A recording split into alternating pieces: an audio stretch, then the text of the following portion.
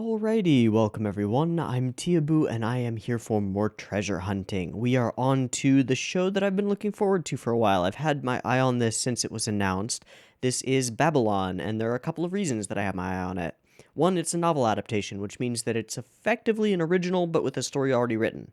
That's kind of cool. Also, novel as opposed to light novel is kind of an important distinction, I think. Second, it's a thriller. I love thrillers. I mean, we don't get a lot of anime thrillers, honestly. There hasn't been a good anime thriller for a while since Psycho-Pass season 1.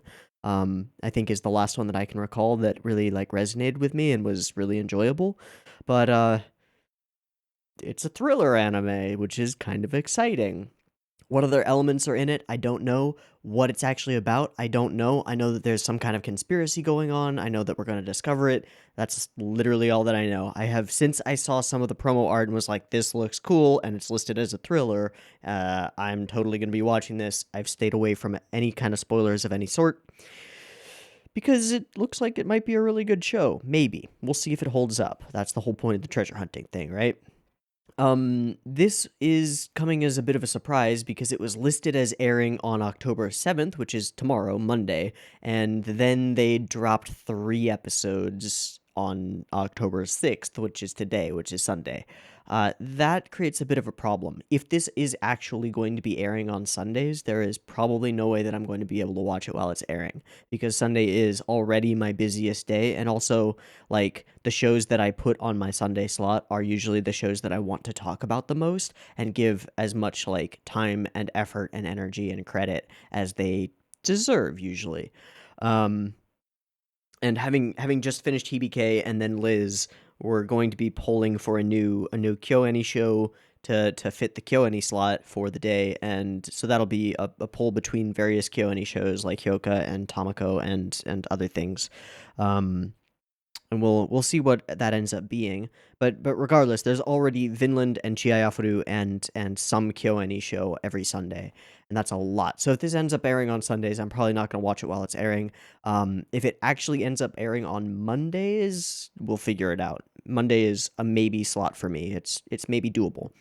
But all of that is sort of contingent on the show actually being good, which it may or may not be. This is a show by Studio Revoroot, a relatively new studio that has only done a couple of things and was responsible for FLCL Alternative, Furikuri Alternative, which I have heard very not good things about and dropped during episode 1. It is also directed by Kiyotaka Suzuki, who was the director of Psycho-Pass 2, which is a big ol' yikes in my book, as well as the director of Furikuri Alternative, which is another yikes in my book, as well as Infinity Force, which I've never heard of, let alone seen. So, got a weird mix of expectations here, because on the one hand, genre and content that is like my shit, and then staff and studio that is like iffy. But hey, maybe this will be their breakout, successful, awesome, super dope thriller show. I don't know. I kind of hope so. We'll see. As far as format goes, you'll already know when I put the video up, but I right now do not know how many episodes of this I'm going to watch today. It's only like 1:40 p.m. It's pretty early. I got an early start this morning. So if it's good after the first episode, we may just go through and knock out all 3 episodes. In fact, it may be necessary to watch all 3 episodes to really get an idea of how the show is. It may be like a first episode is just set up stuff, and then the second episode builds on it a little bit more, and then continue. I mean, they made the decision to release 3 episodes at once. I assume that there is a reason behind that decision. If there isn't, then that's a warning sign in and of itself, but we'll see. Again, I don't know anything about the show. I don't know what we're getting into. I don't know if it's going to be good. I kind of hope so. I really do hope that this is going to be good. As I said, I've had my eye on it. The art looks really cool. The fact that it's a thriller is really cool. I really hope that it's not not just a wet fart. I hope it's good. We'll see. That's all I got. Let's go ahead and jump on into episode 1 of Babylon. We've got 3 episodes to maybe get through, or 1 episode if it doesn't land. But we'll see. In any case, I have the episode up and ready to go. Episode 1 of Babylon. up and ready to go. It is at 0 seconds. There will be two versions of this reaction video. You can find the picture-in-picture version with the video up there in the description, and a timer-based version up on YouTube. If you want to sync up your own copy of the episode with the timer-based version on YouTube, you are more than welcome to do so. Just get it ready because the beep beep timer to count you down will be coming soon. Before we do the beep beep timer, however, I just remembered one other thing, which is that this is a Twin Engine show. Twin Engine being a relatively new producer of anime that has kind of been knocking it out of the park recently. They were founded by somebody who worked on who was like the head of the Noitamina block, and then went ahead and founded his own studio, his own production corporation. Has major ties in the industry and has been able to pull a lot of interesting shows and interesting adaptations. Looking at Vinland Saga, looking at Dororo, uh, Vinland Saga being a manga, extremely well regarded manga that nobody thought could be adapted properly, kind of berserky in that way, and then Dororo being a rehash or a re-envisioning of an old Tezuka manga. It's just I've been keeping my eye on Twin Engine for a little while, and I've enjoyed a lot of what they put out. They also put out, what was it? I forget what it's called. Shit, the one with the puppets, which was okay for a bit, and then kind of fell off, in my opinion. Um, just kind of fell off a little bit, and I ended up dropping. But keeping my eye on this producer, interested in seeing what this studio can do, and interested in seeing what this show is. So, without further ado, let's go ahead. So, as I already said the spiel about timers, so if you got your episode ready to sync it up, then get it ready.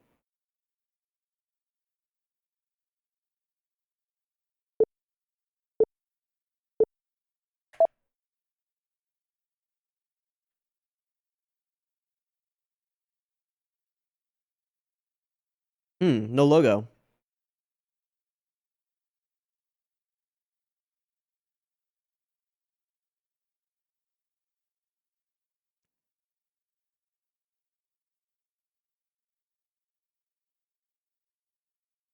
Pharmaceuticals. Ugh, the clacks of boots on tile or marble.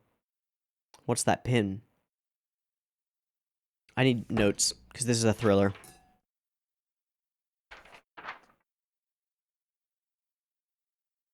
Is this a heist?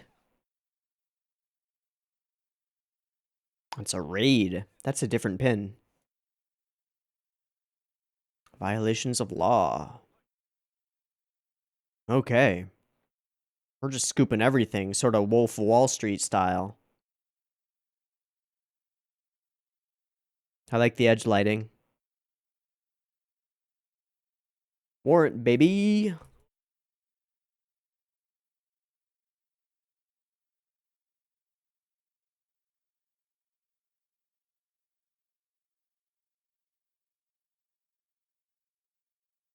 Already pretty unique OP. I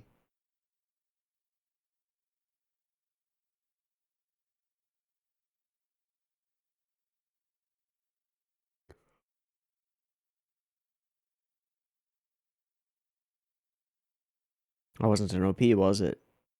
Okay, that's interesting. Main character boy?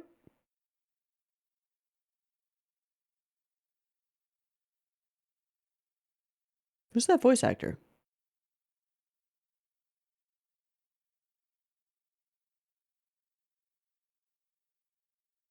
The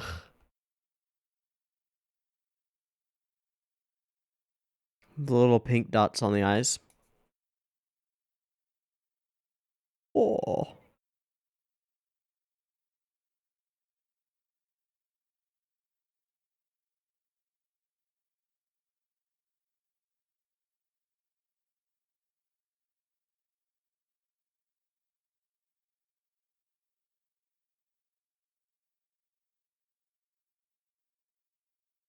Some sort of fraud.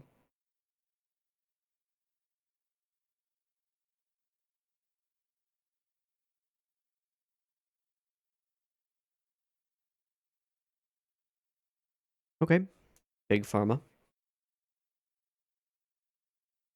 Missing funds.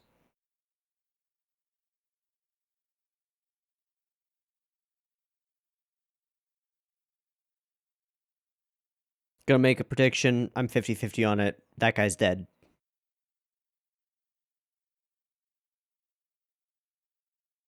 Mentor character.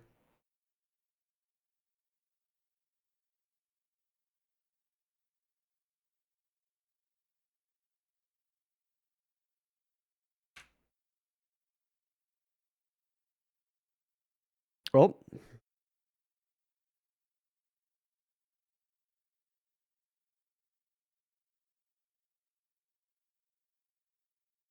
Bring up the elections. Liberal Justice Party. So, conspiracy goes deeper and is probably related to the elections? You might just get that chance, buddy.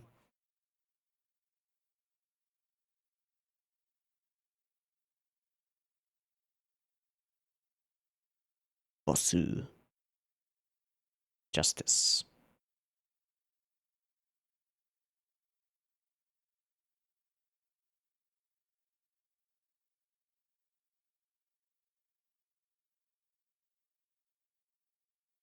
Well, I'm not bored. I'm just yawning.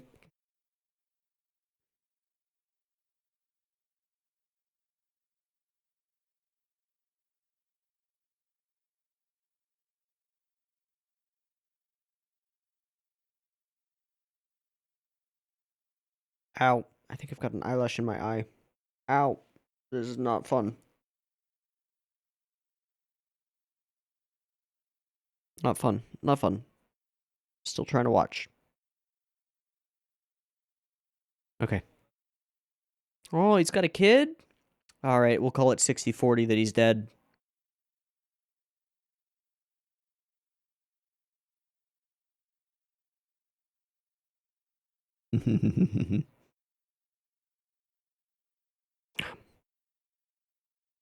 Oh.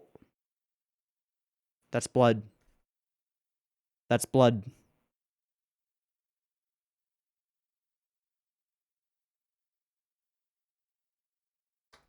It's blood.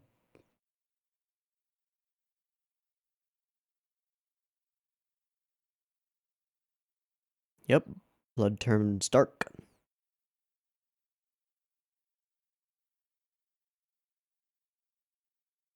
There's something behind it. Ooh. Ooh, that's kind of cool art. Oh, what'd you find?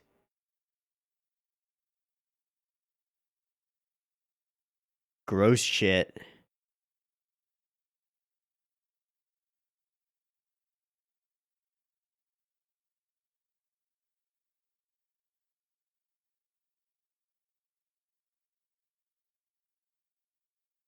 What the fuck?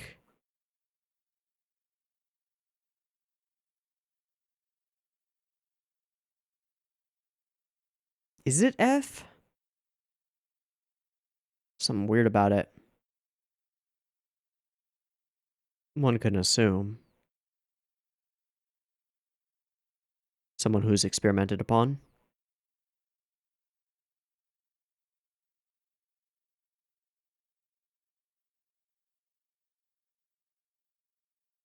This almost has a filmic quality to it.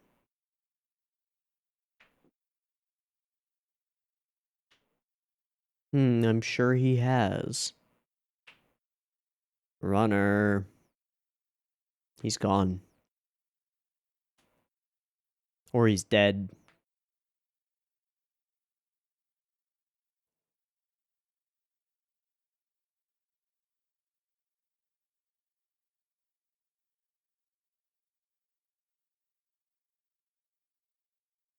Loud classical. Like to mask something. Shut up.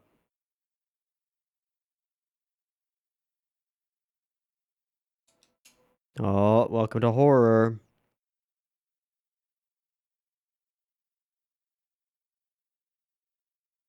He's dead. That is well creepy. I mean, his name is Sheen.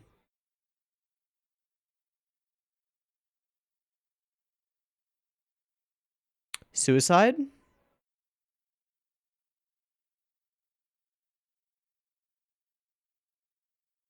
Gross.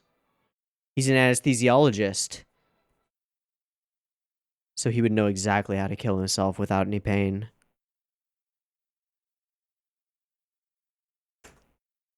Suicide.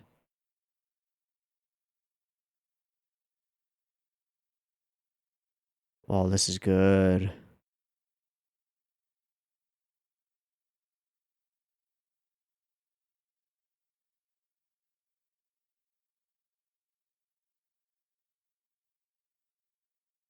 Zenbu, zenbu, zenbu, zenbu. Okay.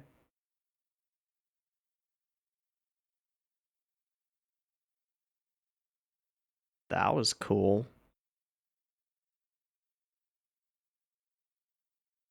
Hmm.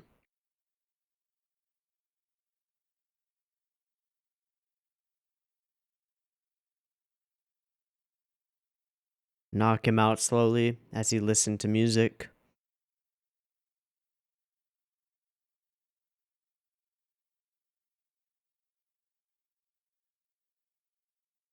It looks like a suicide.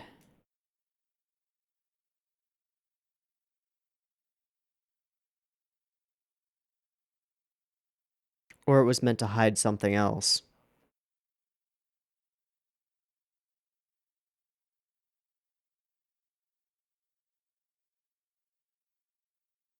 And the door was locked. Is it his handwriting?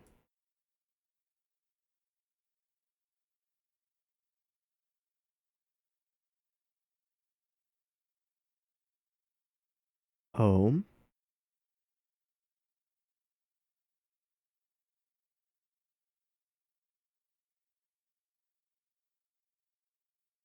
Doing some real police work. It's pretty cool. Yeah. That's what I'm hoping for. But they know that.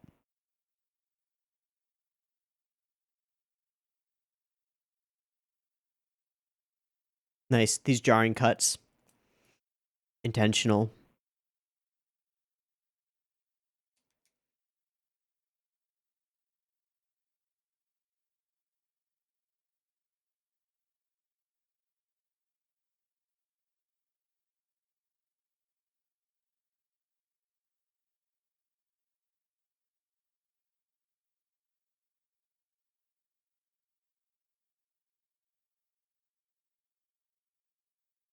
Okay, please do.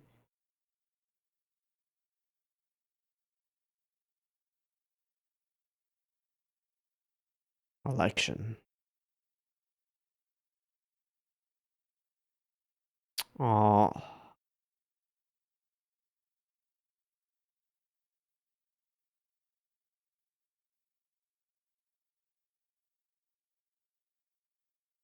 Cool eye catch.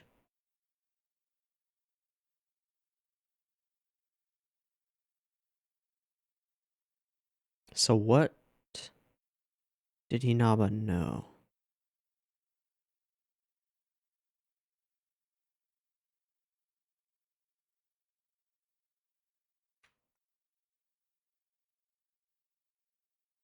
That's the problem. For sure.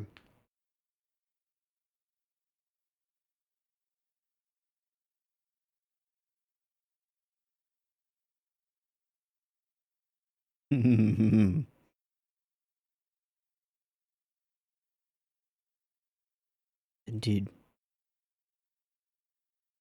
Indeed evidence.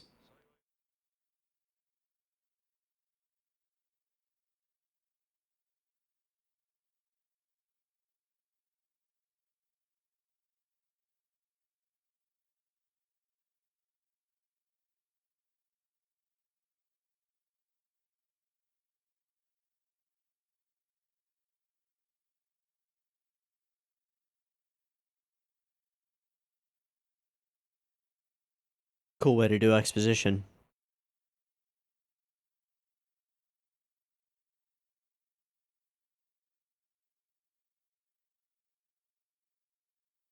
Why? Oh, that's cool.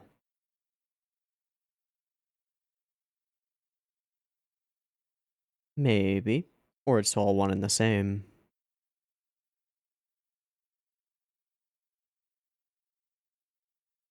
Seems likely. Yep.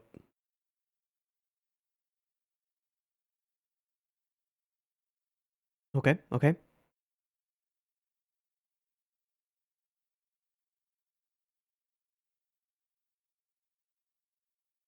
You see some other features, though. Hey! Sorry.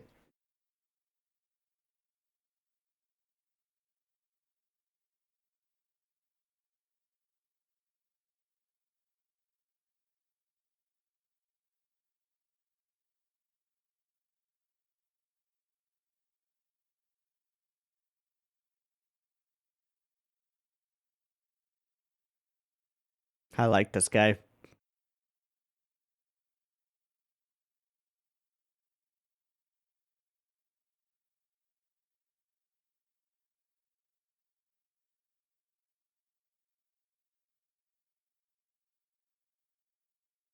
We're college buddies.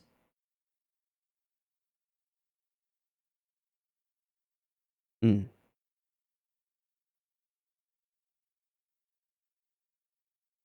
Just bending the rules slightly.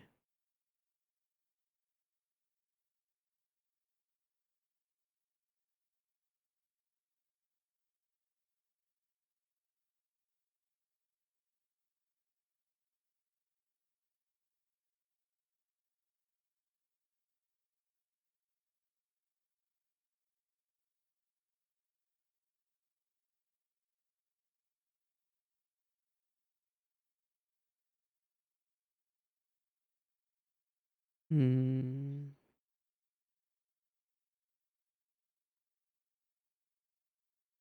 What might Inaba have known that would incriminate Nomaru? Yeah. Yeah.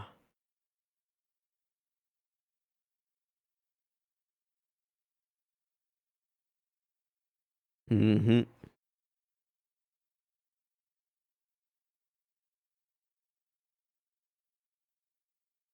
Yeah, best friends.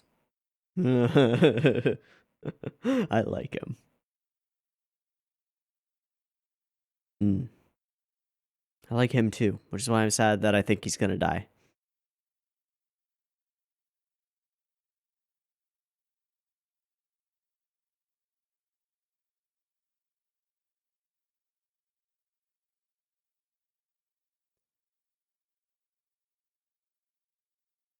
Mm.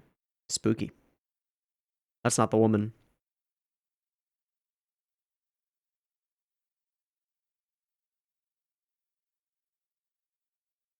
Is she a woman of the night?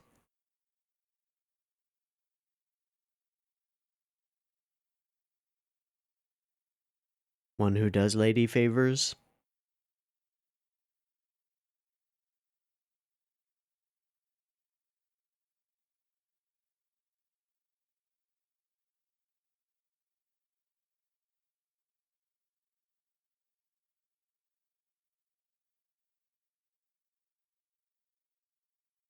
Mm.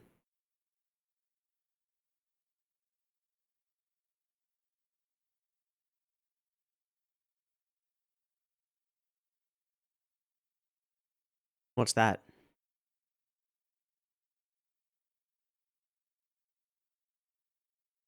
Well, don't split the party.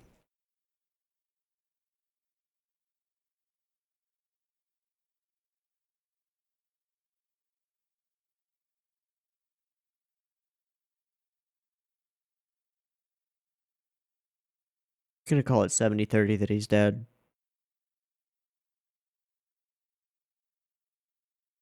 Yep, lady favors. That's not the point. Yeah, that's small fry. Small stuff, man. There's bigger stuff going on.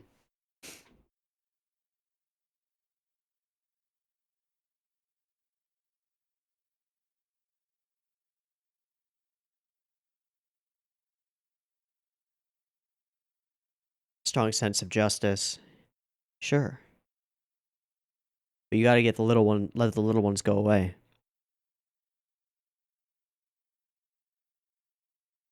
Yeah, you're not gonna be able to stop it.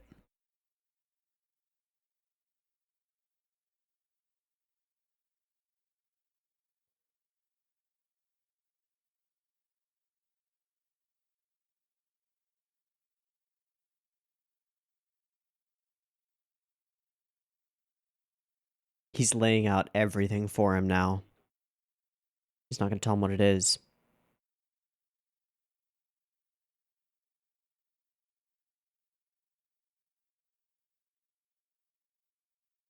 Oh, he's gonna tell him.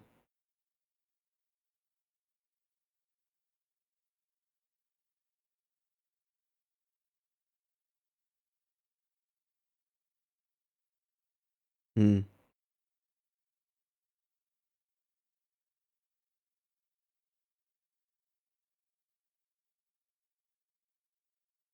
Flashback?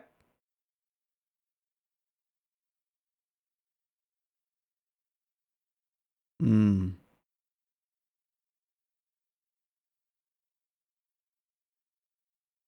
As are the Fire Sisters.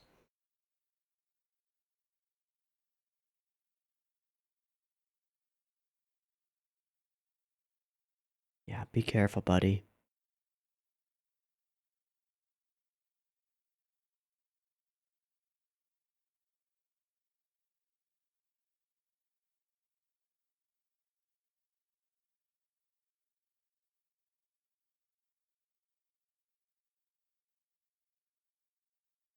Too quiet.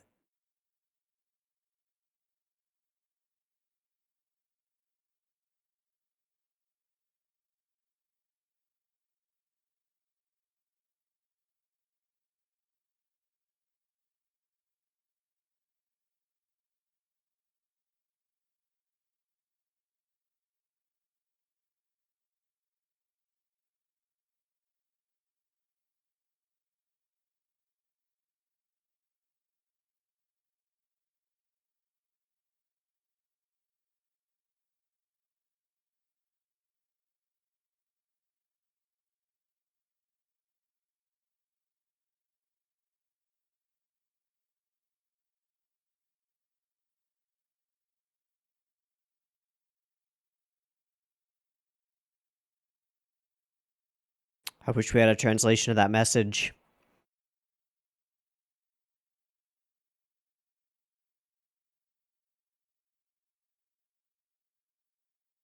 Going in alone.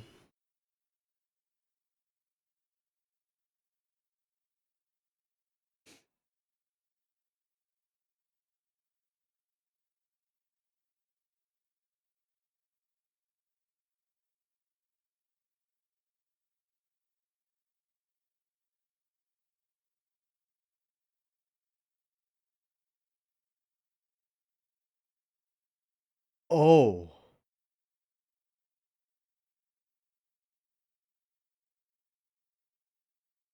Oh, what a good mislead. It's the kid.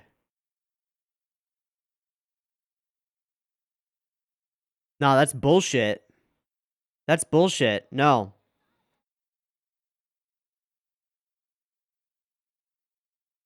That was a murder. And he's the only one who knows him well enough to know that he wouldn't kill himself. They just said to each other, see you tomorrow morning. You don't say that when you're about to kill yourself.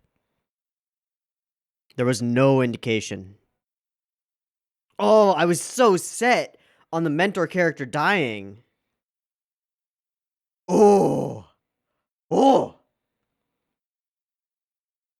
They got me. I'm in. Damn it.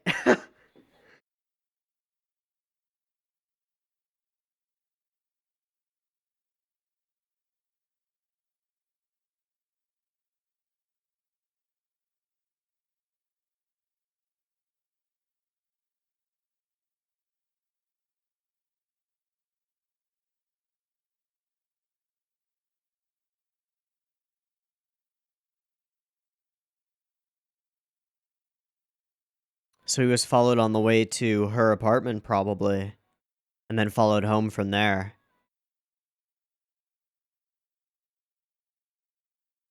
and then killed.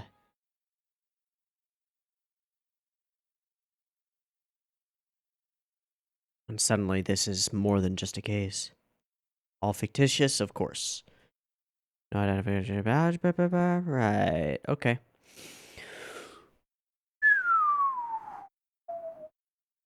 We got a thriller, baby!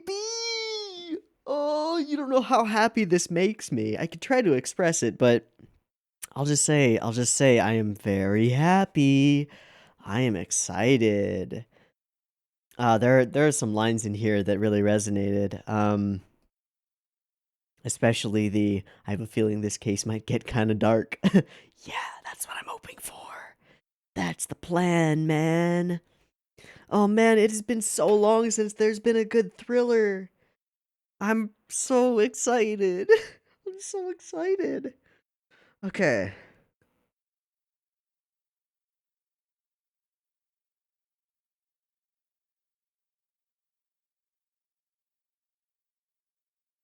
The false death flags were on point. Which to me, okay, more than anything, it just demonstrates like an understanding of the tropes and how they're going to impact the audience. If the audience is paying attention.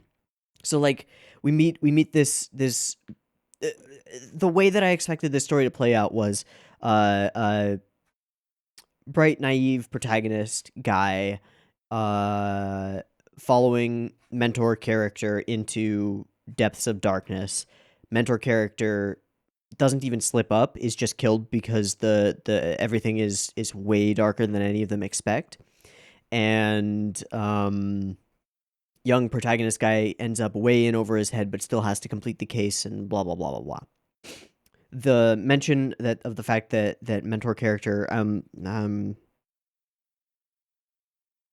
Atsuki? No, that's the I forgot the names already. Fuck it, whatever. Actually no, not fuck it, whatever. We should know that. Babylon. Babylon, do you list characters yet?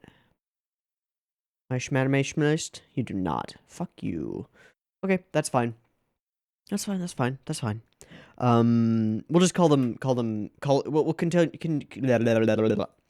we'll continue calling them like mentor character and rookie or something like that for now. We'll get their names eventually. It doesn't matter. Um, Expectation. The fact that mentor character has a son is a death flag to me. Just lots of things that we're introduced to his best friend, some contacts that rookie wouldn't be able to get in contact with, stuff like that. It all leads that way. But instead, it's the rookie's death that sets the mentor character off. Oh, that's good. Some really solid creepy and freaky imagery, some nice scene transitions that build tension, some cool and off-putting background music, some really creepy stuff, like the piece of paper folded on over itself with just a blood stain leaking out of the corner. You pull it open and it's just F's covered in blood and hair and like, ugh. Oh, horrifying, horrifying. Why would anyone leave something like that laying around, though? That's the question. So we've got the apparent suicide of Inaba Shin, an anesthesiologist, someone with expertise over the equipment that was used to kill him. And I say apparent suicide, and I will continue saying apparent suicide until proven otherwise. Because it's just a little bit too convenient. All of the elements there, like, they make sense for a suicide. Go slowly ramping up the amount of anesthetic until it hits a lethal dose. The music playing, it serves a dual purpose, because you could assume that he was killing himself and had the music playing because he just wanted to go out in peace, right? Maybe his favorite song or something like that, or favorite CD. But you could also think that it was used to cover up something, or prevent it from being found, prevent people from being suspicious for a little while longer. They just happened to catch on to the issues. Hmm. And then we have the text, the the goodbye text, almost certainly penned by someone else. And the fact that it's not handwritten means there's no way to identify who would have sent it, which means that in all likelihood we're going to end up going rogue because there's no way that the police could like actually investigate this if everything points to suicide. Okay, okay, okay. And this conspiracy runs deep, deep into the elections, deep into politics. More than just the big pharma going on here. But to what end? For what purpose? That's the question. What what's worth killing about? Or is it possible? Is it possible that they just killed the rookie because he had found out about the girl and they were just trying to cover before the elections occurred? Maybe, maybe. Other things that I want to keep in mind is he said some things that make me think that he's legit, but I never trust police chief characters. Um, I never trust police chief characters. They're so easy to do a corruption reveal on a police chief. But he seemed so emphatic about evil is what we're fighting. I wonder if he is corrupt. Maybe he believes that what he's fighting against or what the purpose of this thing is altruistic, is for the good. Hmm. So all of this stemming from a false advertising uh, debacle, and then it spirals out of control just like that as they find this paper, finding Abashin. I wonder what the deal is with that letter F. There was something weird about the way that the F was drawn. Also, the scene, the specific scene where he pulls open the paper, this, and the dust is like floating off of it. That's so cool. That's really well done. Look at that. That's kind of awesome. And then the lights flicker. Creepy, creepy. There's also some interesting detail in these character designs. They're very flat, very not flat, but very realistic with muted color palettes. I don't think I've ever seen anime characters drawn with the little, what do you call that? The little bit of red on the corner of the eye. What do you call that? I want to know that just for my own knowledge. Red, pink, or pink corner of eye called lacrimal caruncle. Okay, the caruncle. Well, that's a really weird name. It's a weird word, caruncle. I don't think I've ever seen anime characters with that there. There's an attention to realism. Also, I love the expressiveness of the face and features, the wrinkles in the brow, but also the shadows under the eyebrow. These shadows in the ocular socket here. Really cool.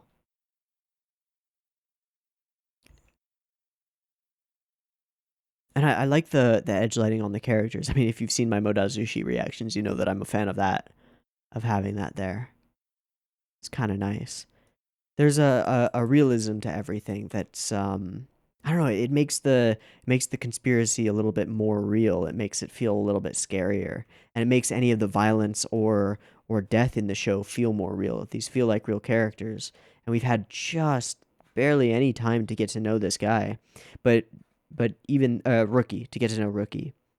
But even with the little time that we have, we can understand the feelings that mentor character has for him. You know, he sees him as somebody worth training, somebody, you know, gung ho, an ally of justice, all that jazz. But also, you know, he has a kid. He's got a 7-year-old, and he sees this character as a little bit of a grown up version of him, a little bit of a child. Deep seated conspiracy. There's there's something about the show, and I think it has to do with the sound design and the direction, because the individual cuts themselves aren't like over the top crazy quality or anything like that. They've got some quality to them, as I've said, with the facial features and the edge lighting and the way that the hair is done. They've got some stuff that makes them feel pretty cool, but there's something about the direction that feels almost filmic. It feels a lot more practiced, using that instead of deft. um, but it feels deft in a way that none of the work that's come out of what's his name? I have his name. Director guy. Um Suzuki, Kiyotaka Suzuki. None of the other things that Kiyotaka Suzuki has done have felt quite as practiced and as like well done as this first episode.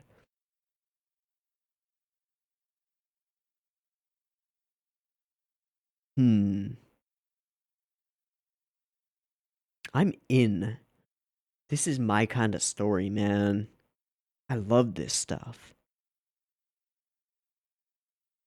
Creepy, spooky, deep-seated conspiracy of people willing to kill for reasons that we don't understand. And now, just like now we know he's the main character, just like the main character, I feel driven to understand this mystery. And a part of that is because this younger the rookie has kind of endeared himself to us as he has to the main character.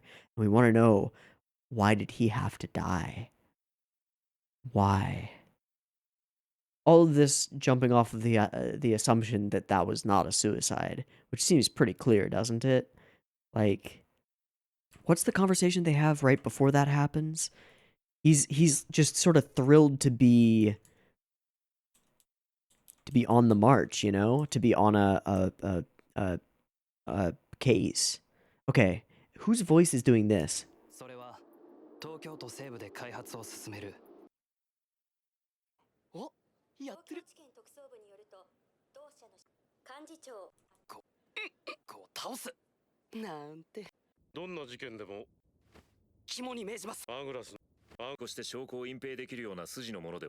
He's got a deeper voice. So who does the voiceover here? Where is it? Where is it? There.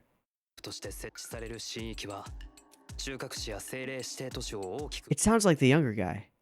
I'm not sure who's doing that voiceover. I was thinking that they may have done something really clever there to make us think that younger guy was the main character and have the main character doing the voiceover in head. But I'm actually not sure.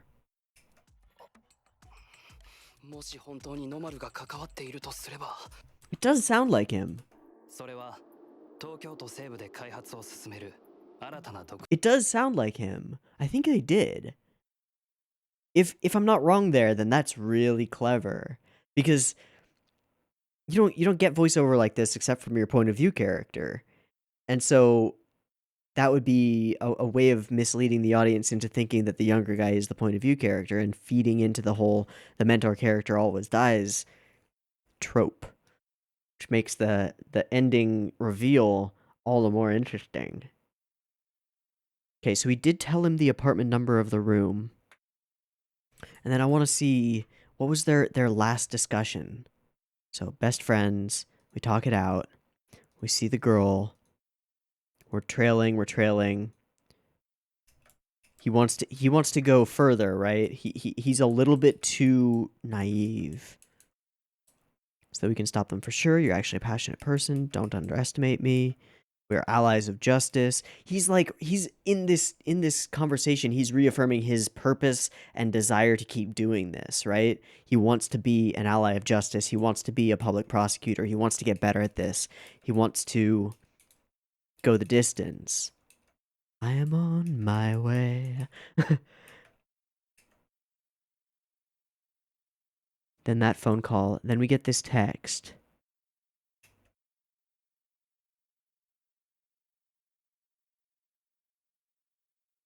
We run in, and he is hanging there. Horrible.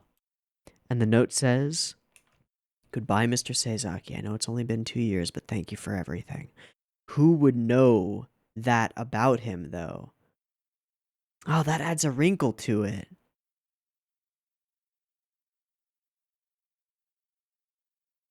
Who would know that they've been working together for 2 years?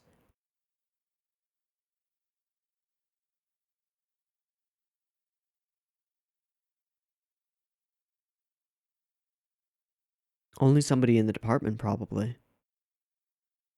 Unless the politicians had the ability to get that information. But this note would have had to be left by the murderer as a text. And if they're gonna make this look like a suicide, then there would be no evidence. There would be no fingerprints, no signs of struggle. But how? Maybe using a drug? One that can't be detected because it's not known yet? Hmm.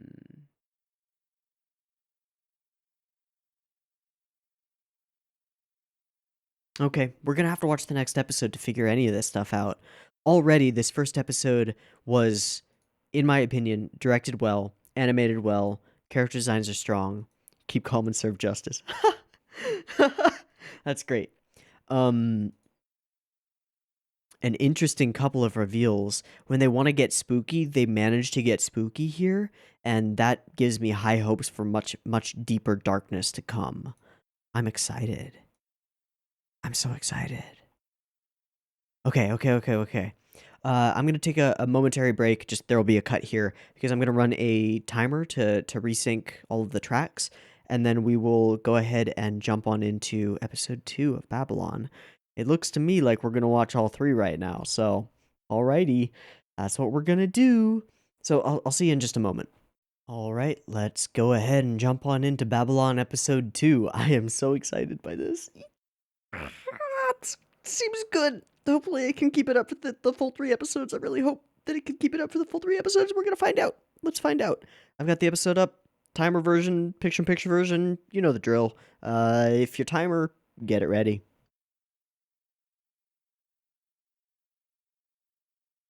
Boop, boop, boop, boop, boop, boop, boop.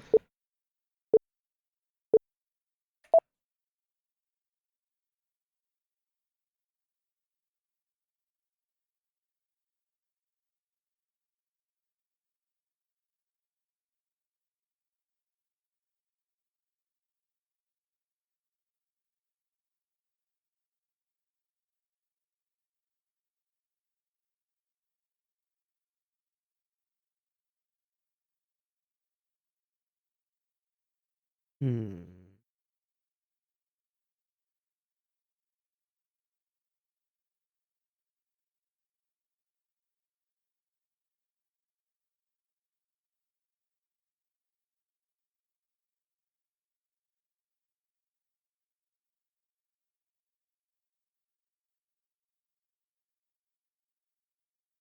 Fair enough.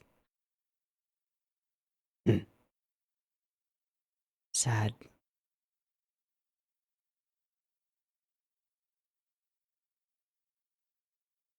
Serve justice. Okay.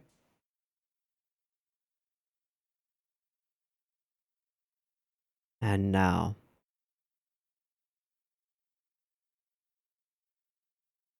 So, what do we know? What do we know? What do we know? Yep.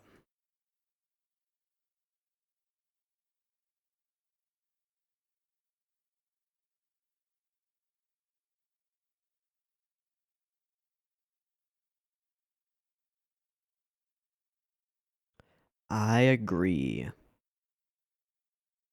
Seems likely.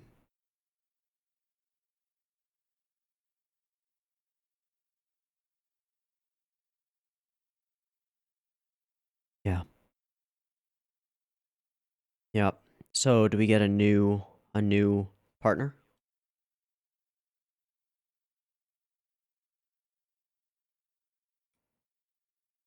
Ah, it's personal now. So here's our little mini OP.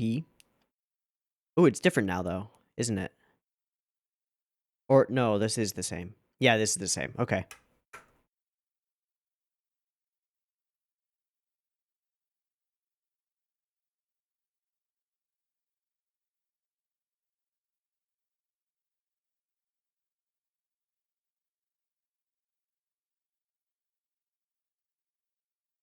Who was the woman? Oh, we found her.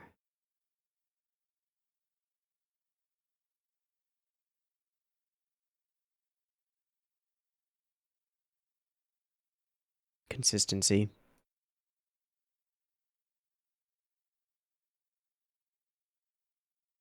Oh, and we're doing a polygraph?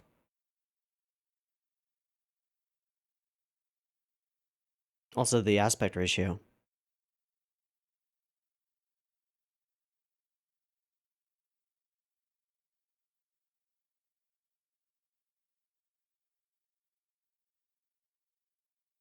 This voice actress, I know her.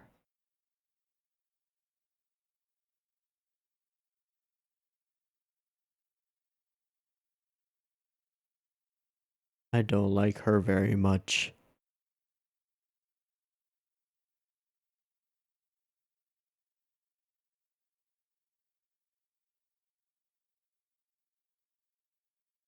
I have a feeling that Emiko. Hmm.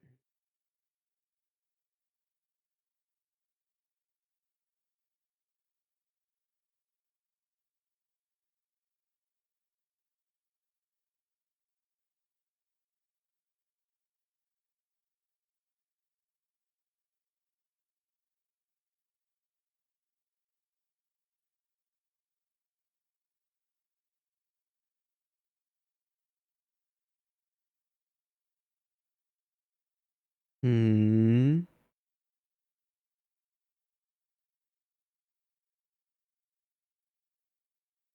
Okay.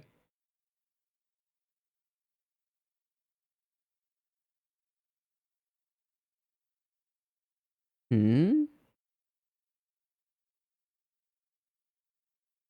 An opposite. Oh. Oh.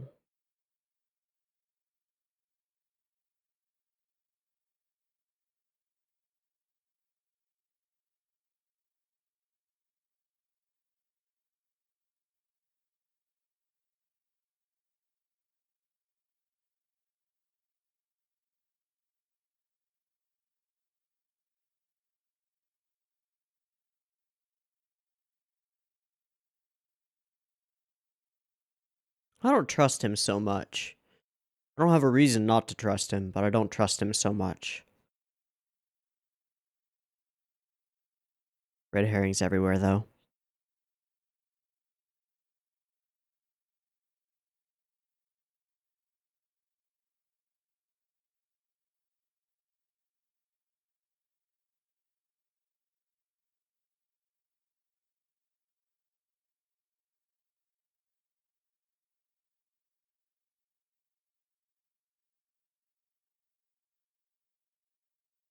Hmm.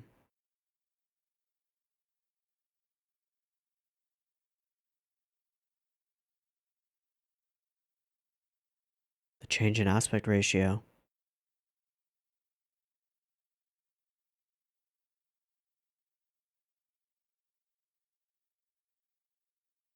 I get the feeling that she is like, I don't know, something.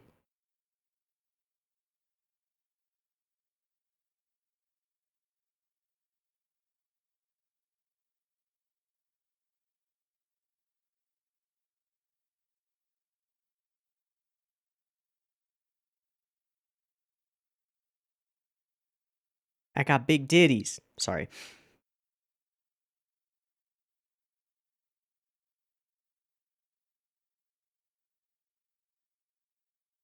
Very calculated.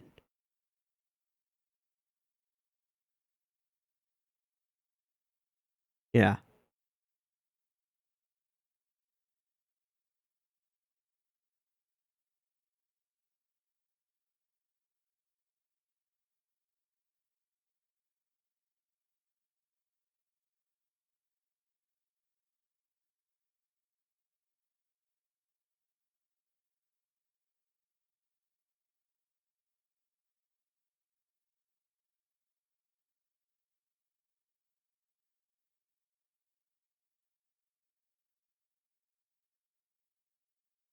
You won't get anything from her.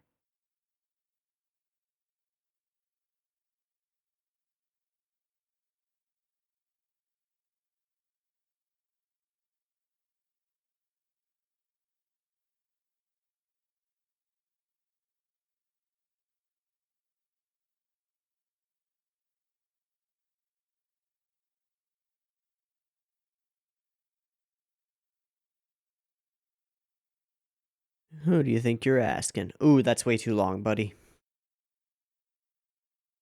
Bye. Only 1 week left. Now we're on a timeline.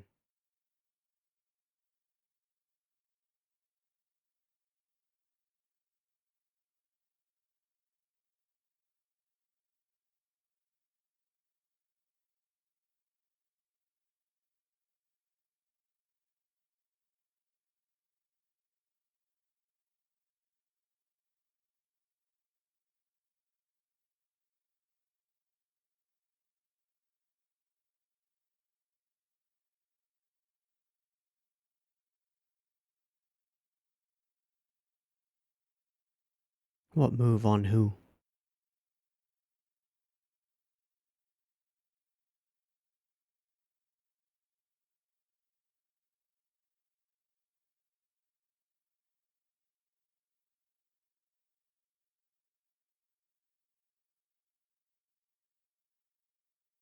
These angles.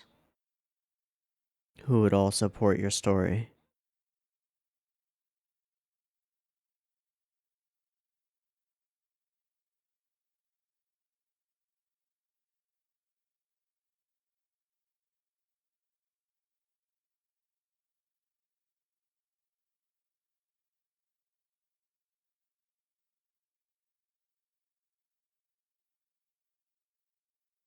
Just paying way too much attention.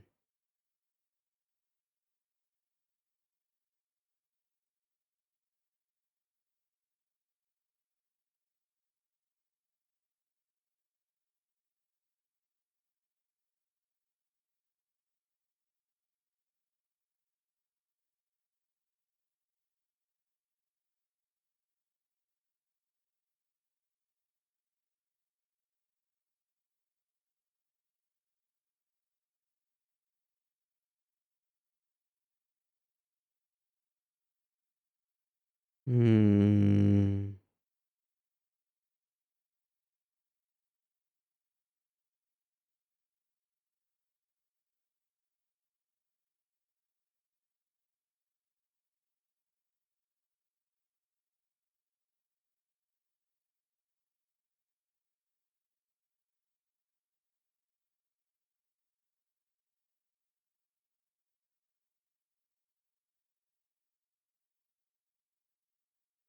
No, it doesn't. Yeah. About what?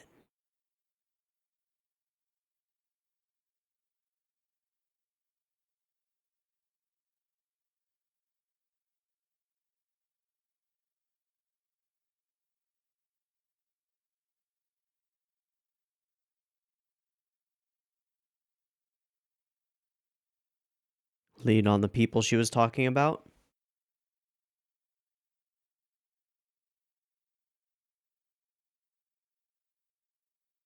That guy again. He was following in episode 1. Was he also the taxi driver?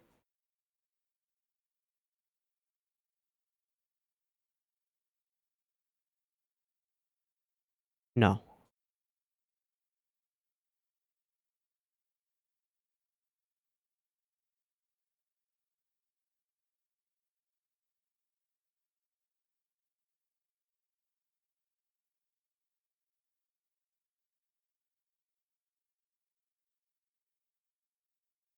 Cool wipe. So that's Ano. Okay, I was confused on that. Ooh, continuing these wipes.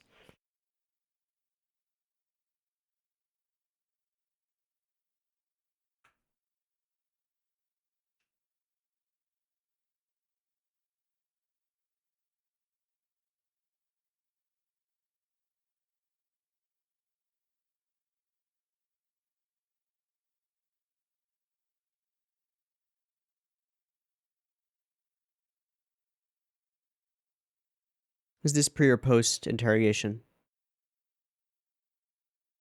Pre.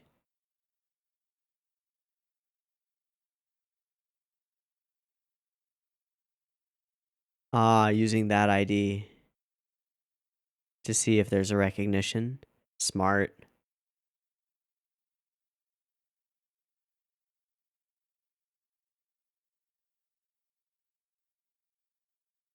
And now to 3-4. Really playing with aspect ratios. I love it. The story.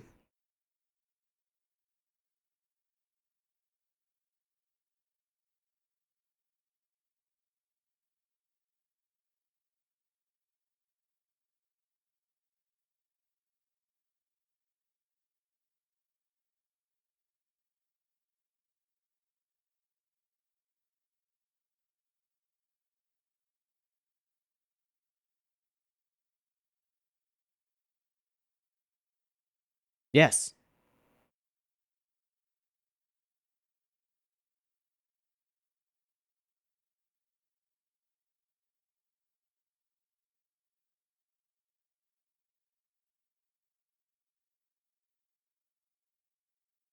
Hmm.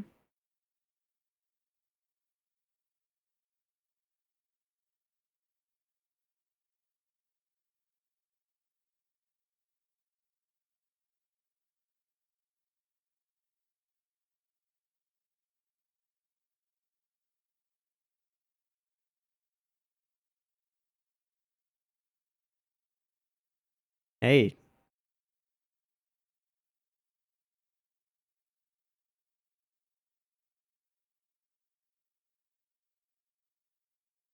Hey, girl could get it.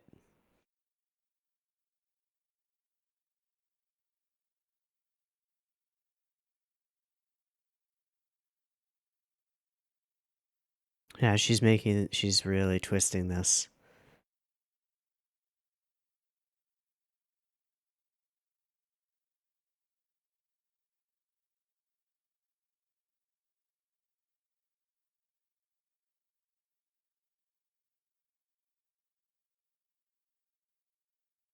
Yeah.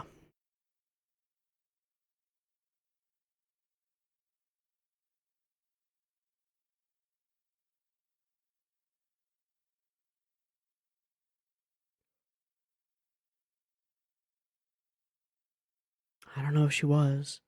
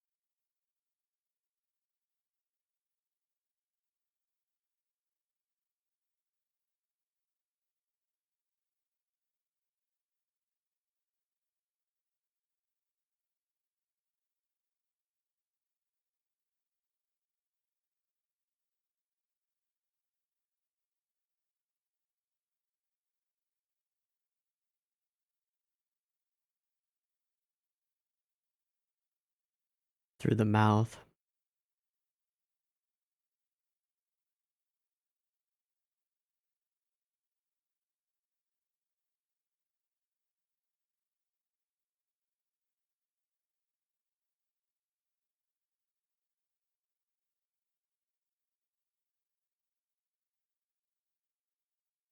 Trap sprung. Yep. And we're off topic.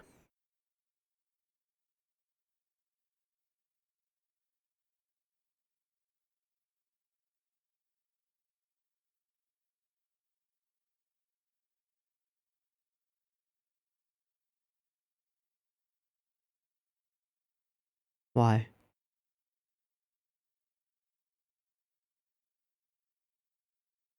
Hmm.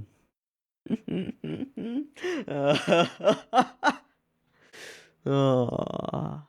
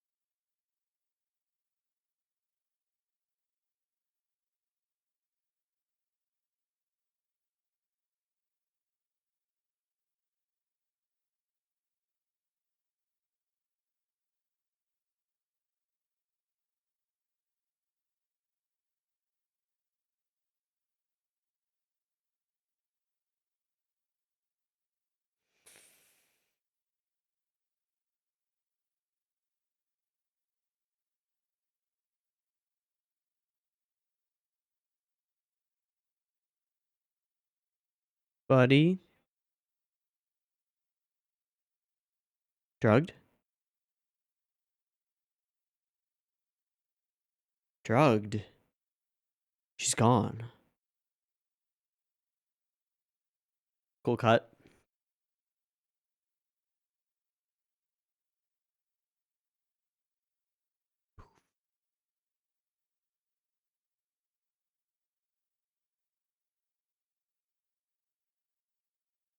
What the hell? Is that the end of the episode? No. How far in are we? We're close.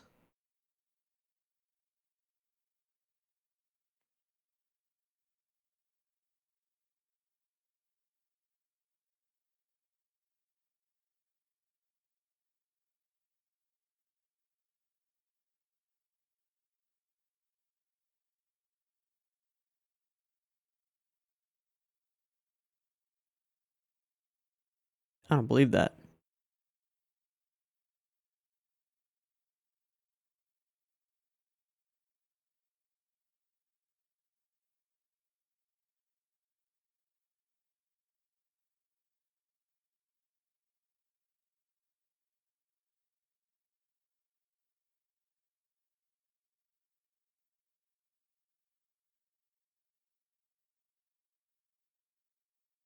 Oh, fuck.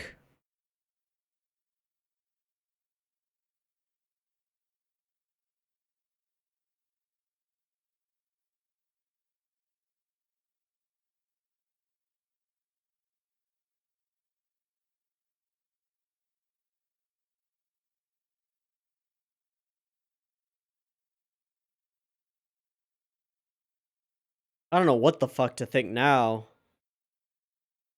Ah!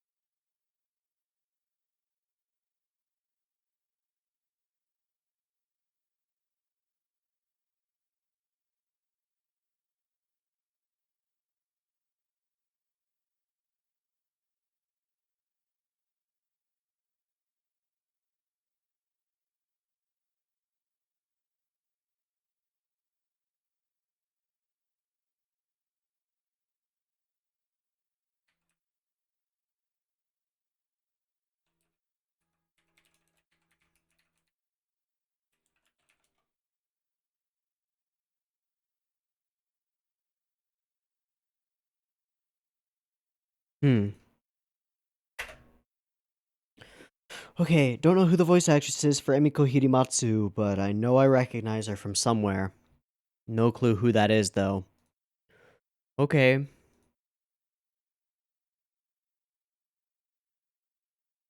I don't know what to think of this episode.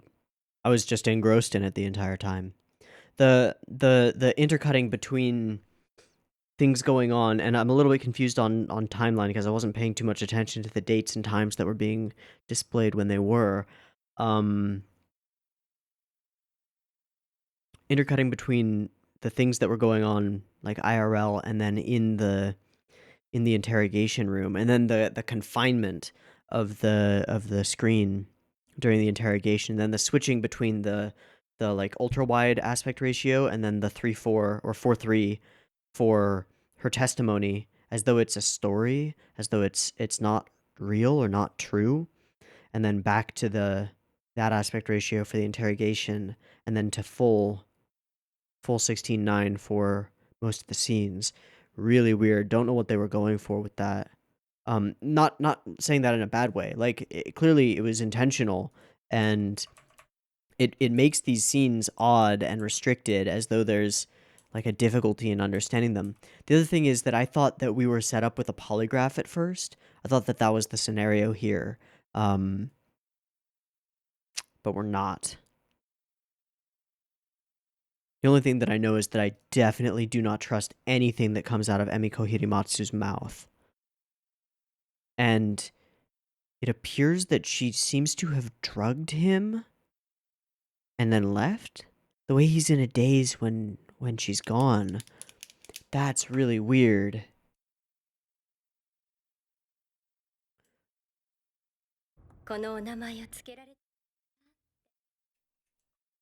And the way that she's continuously questioning him about things that might set him off or might make him falter in the investigation, in the interrogation, seems, I don't know, it seems untrustworthy.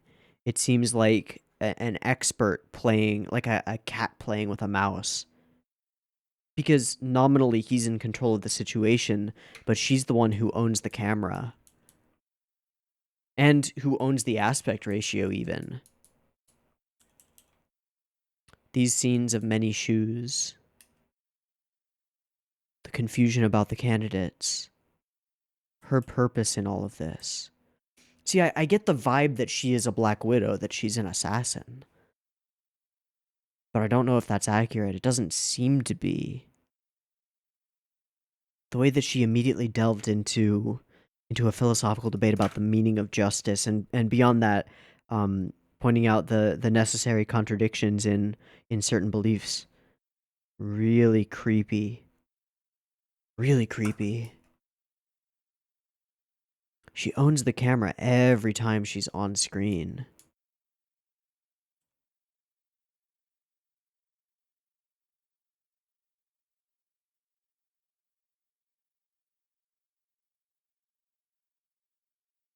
Like that whole sequence before she says that, it's like she's coming up with the thing to say.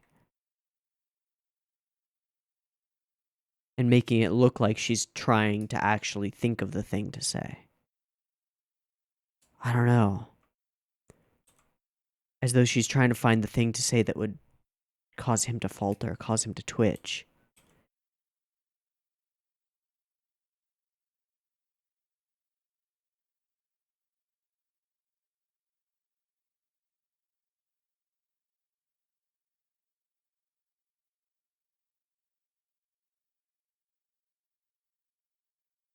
That file is crucial, but if it'll take 2 weeks, that's far too long. And if what's his face is now here at the meeting, Chief Guy knew that he would be there, knew that it would be impossible for Seizaki to actually like say his piece because he would be indicting him. Did you spend the night alone after that? No. Regarding them, how many were there? What were their names? And then she seems to make up names. Now there's the distinct possibility that she's telling the truth about everything, and that she is just well, super sexually open and loves gangbangs. It's possible. There are people out there who love that stuff. But it seems more likely that she's lying. To what end, I don't know. There is so much that's mysterious here. So much that doesn't make sense. And now it seems like he's going to be locked in to trying to find her. Just the fact that she leaves, that she seems to flee almost. Very strange. So that's Ano, who we saw at the other place. We do some cool stuff with wiping between these scenes. Using Ano. It was a little while ago actually. And he pulls the ID of what's his name? The younger guy. The rookie. As though hoping that seeing the image would cause some kind of reaction. That's kind of smart. And then this, very strange.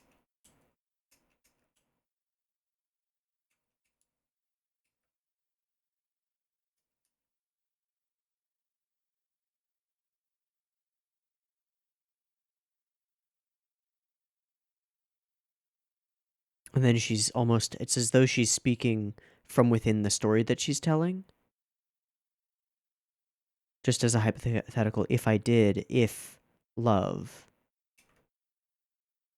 And then he is so small. He's confined vertically and horizontally once she brings up love. He's much smaller there. It's very interesting. And then what is she doing with her hands?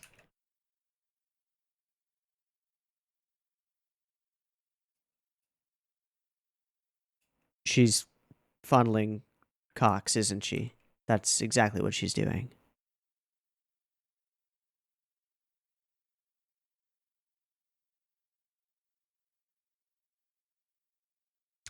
Yep.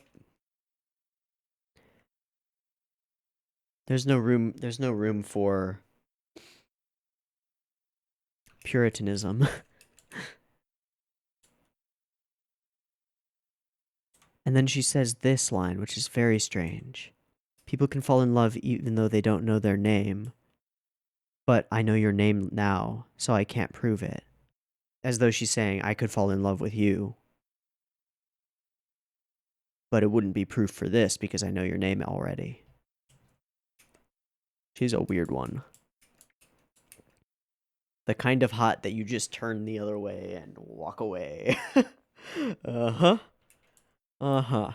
So, let me take it to the council. We'll do this. Make sure you get her testimony. So you want me to say all of these things. You want me to sign it. I will cooperate. And we've removed the borders and the blue tint on the entire interrogation scene. And then she very much, she looms and then moves in and invades his space. And he pulls back, pulls away.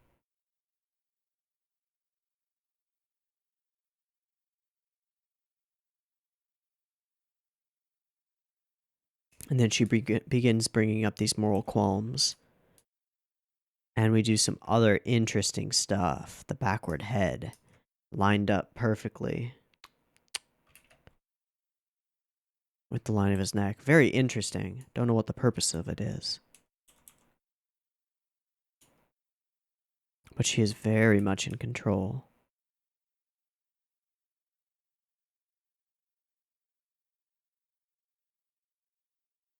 Murder is bad. It's the very, very worst thing. You're the kind of person who doesn't forgive bad deeds. And then she has him blinking along with her. Did she ever sign it, I wonder? I assume not. And then when he wakes up...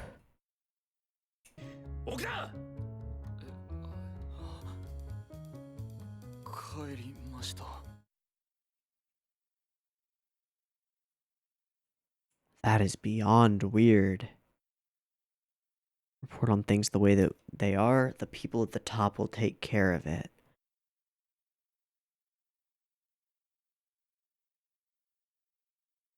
50-50 Chief is in on everything.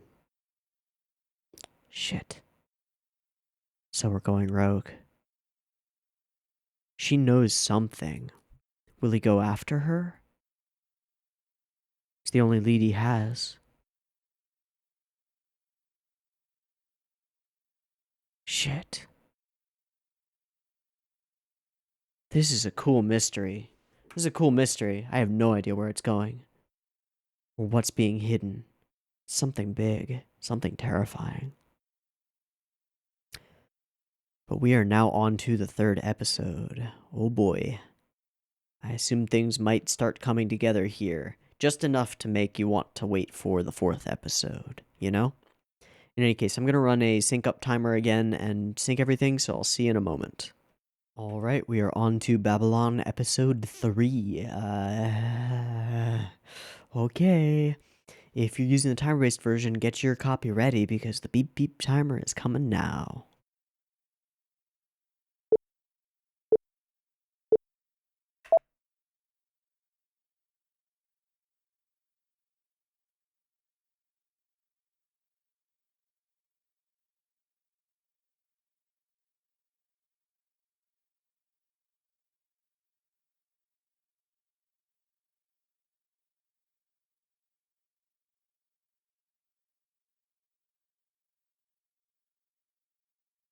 Ah.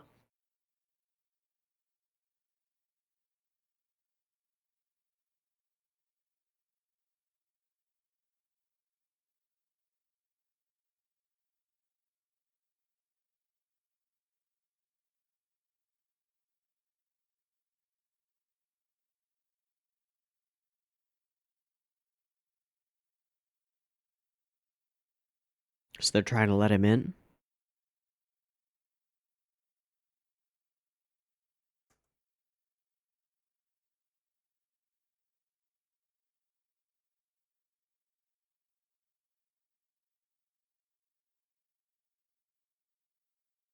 That's true.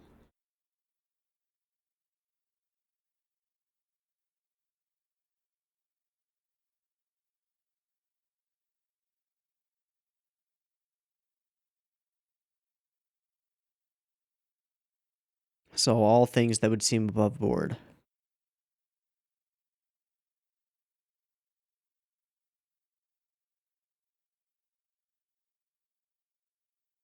Sure.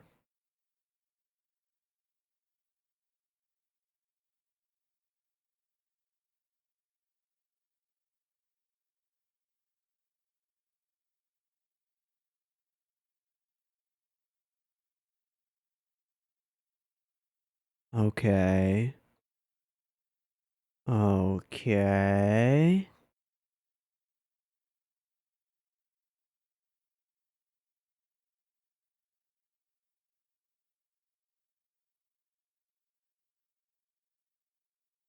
The younger guy.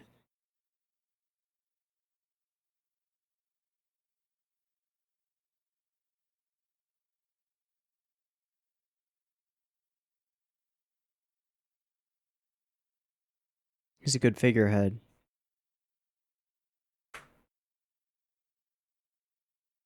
He's a good figurehead.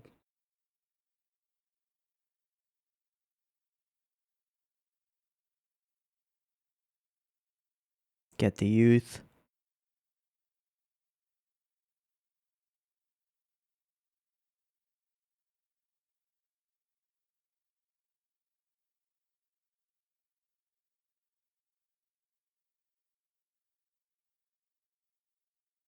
That's the question. Or are there multiple parties doing multiple things? If this is all the truth and this is all above board, then who is trying to stop it and why? Who's the opposition? Because that's a nice little story he just spread out on the table. Not one that I necessarily believe. It's the best thing we've got so far.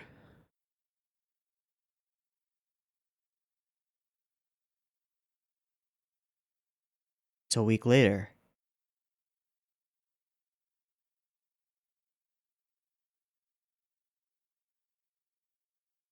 So it's already happened.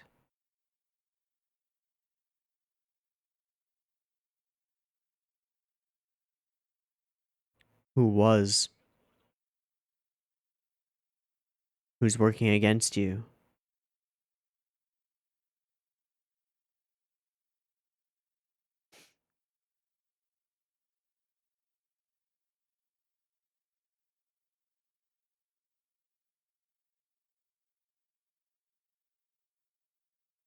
Okay.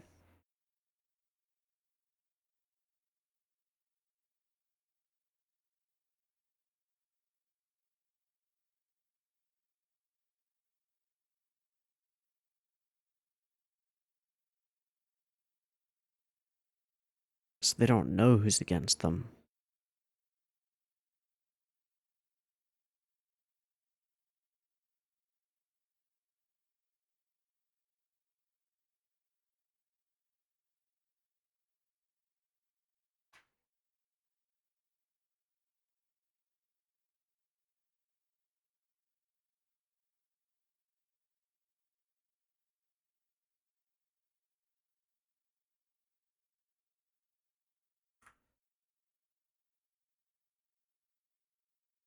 I believe that.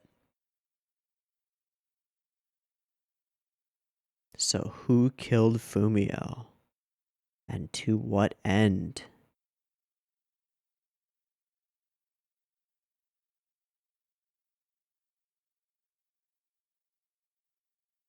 What is justice?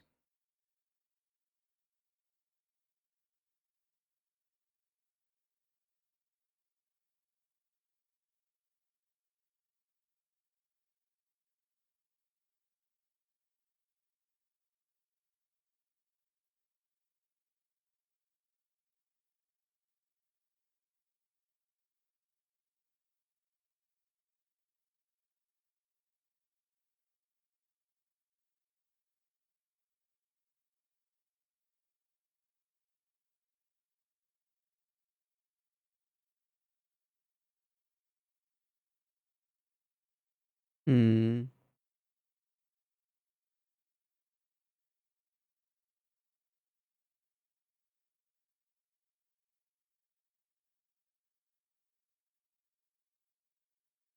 Right.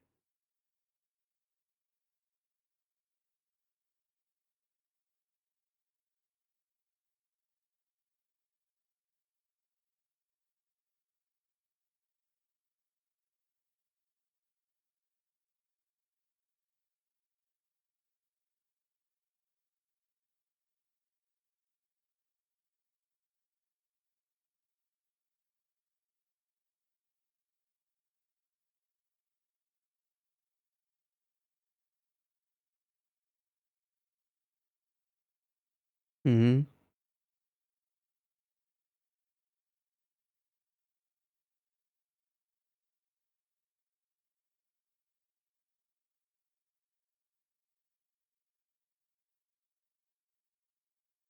Hmm.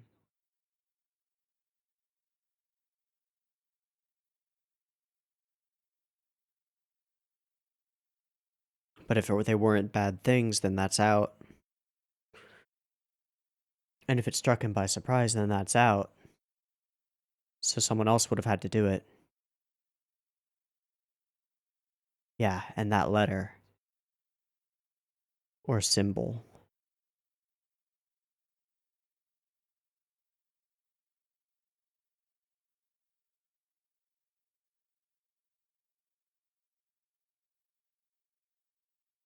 Oh, that guy. Yeah.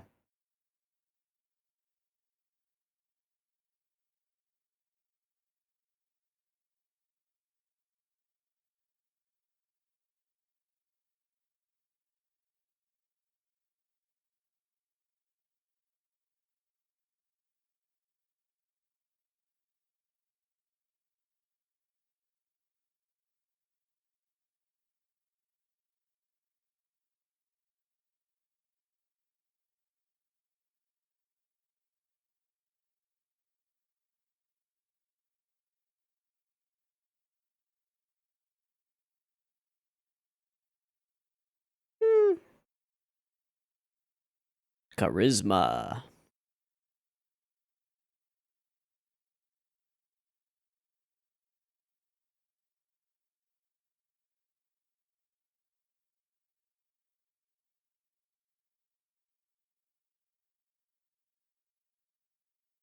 Wants to say he isn't lying about his role in it. I'll just be your figurehead. Just kidding.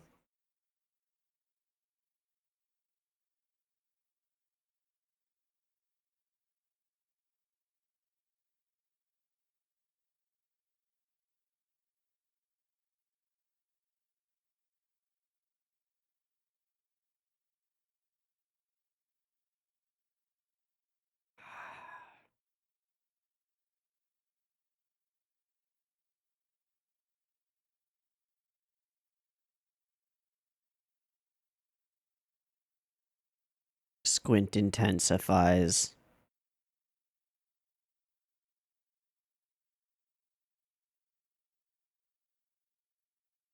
The route.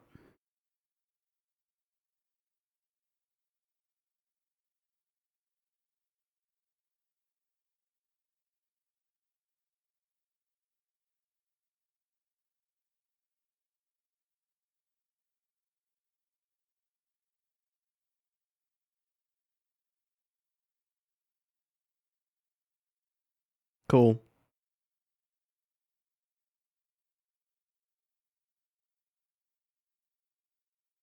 To the mailbox.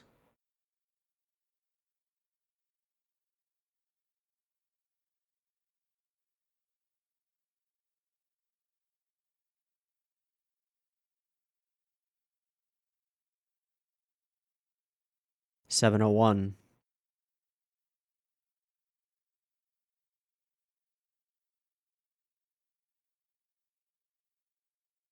Still a week out, right?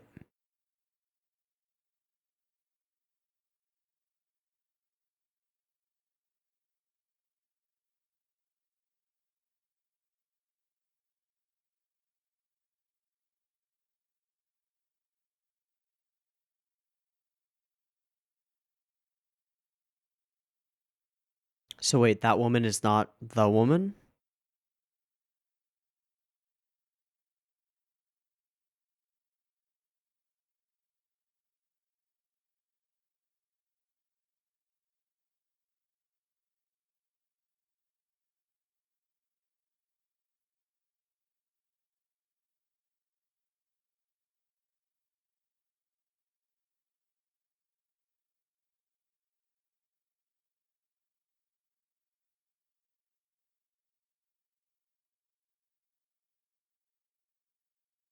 What?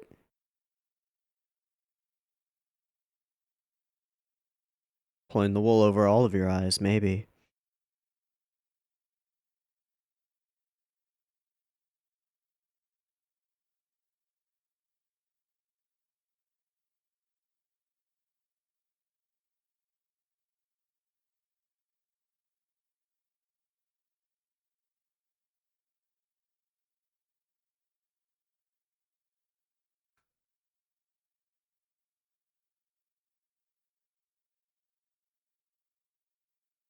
Maybe a new drug? Hmm.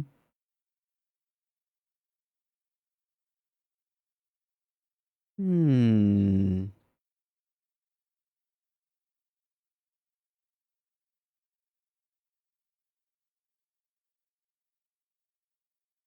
Disguise. So who's to say that she's not? What? What? What? What?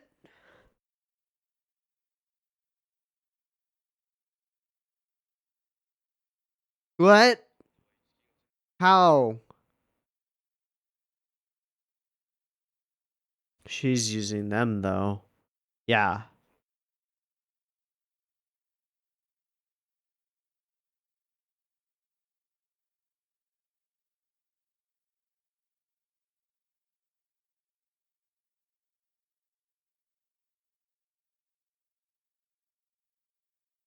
She changes?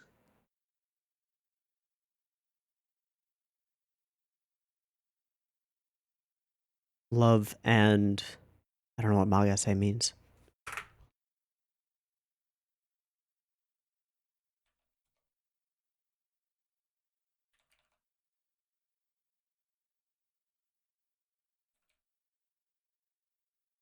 False.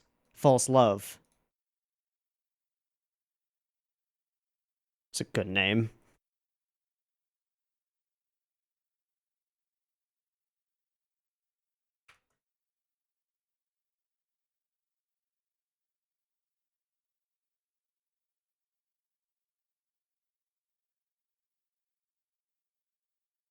Doesn't mean anything.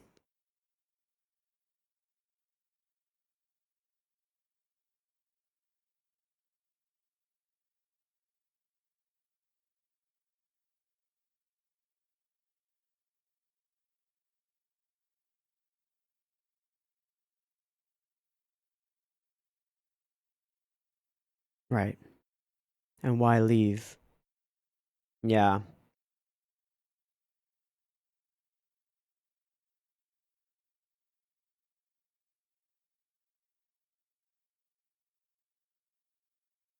Please do.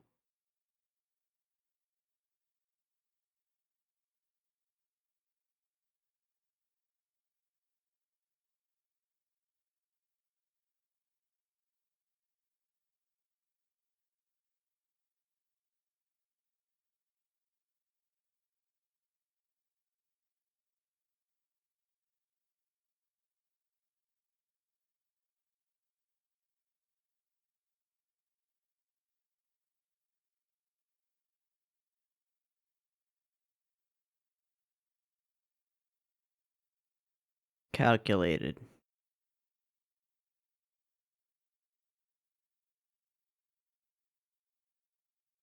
Oh shit. Drug though.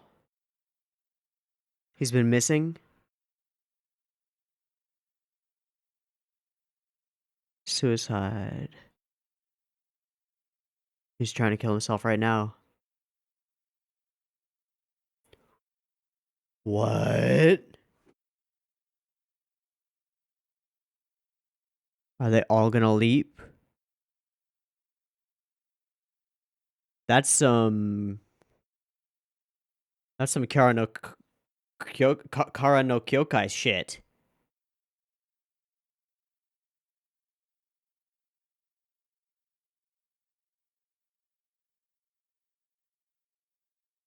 So the LSD trippy kaleidoscopic eye catches aren't just eye catches?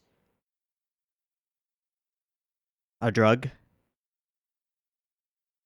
A drug that did what? Like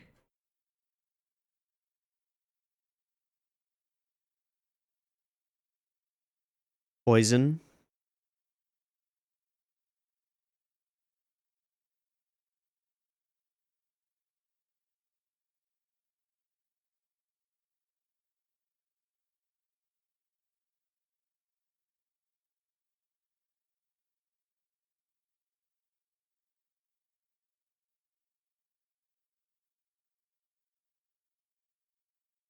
A self-euthanasia?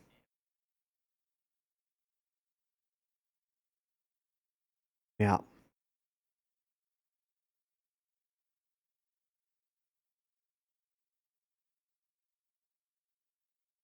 Hello.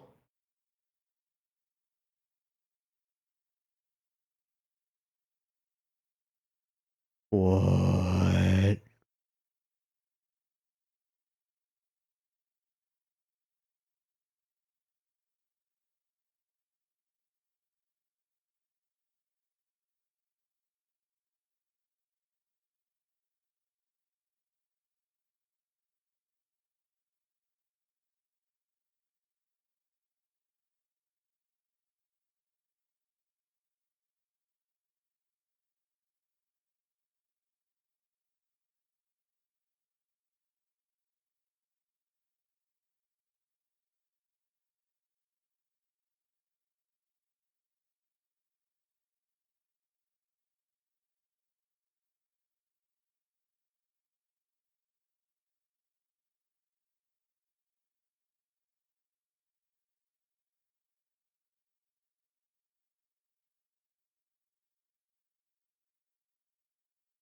What is this fire you're talking about?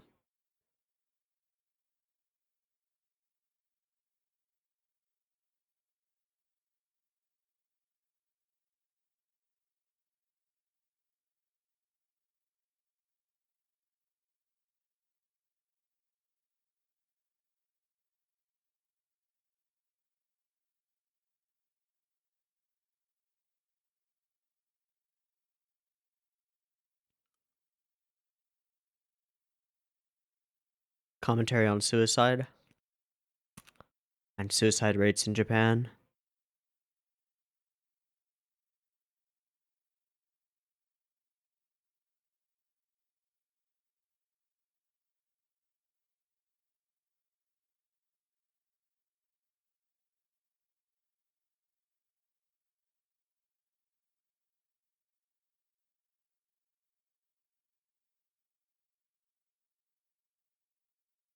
Yours.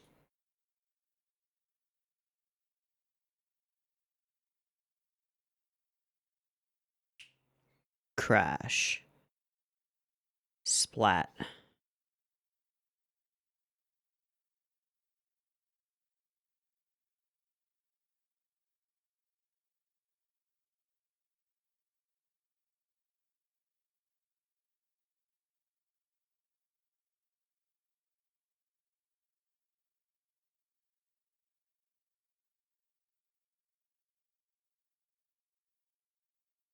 There are people who do.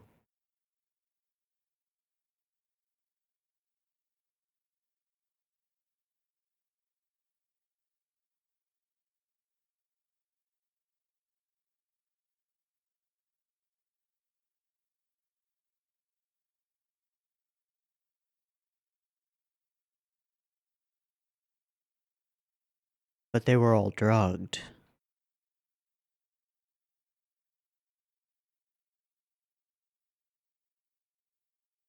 How does she change?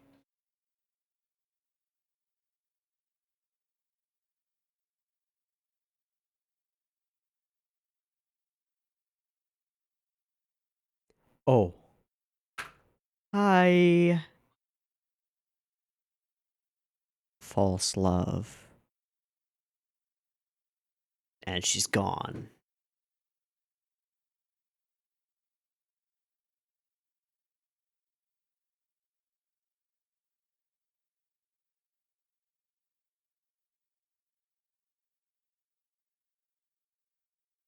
Oh shit. Okay. Uh uh uh okay.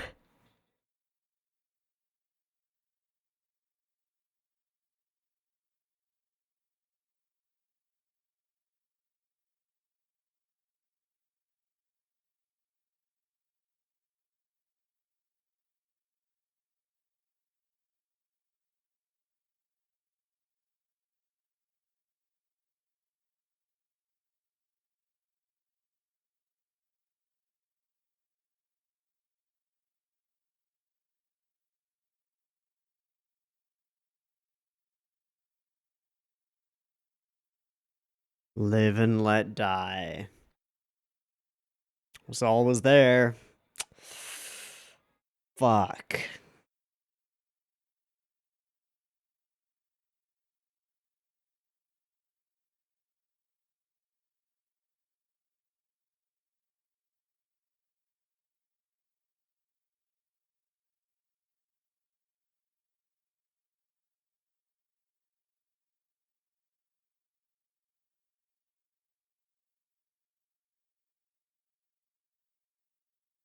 And that's why no identification with actual ideas or beliefs is intended.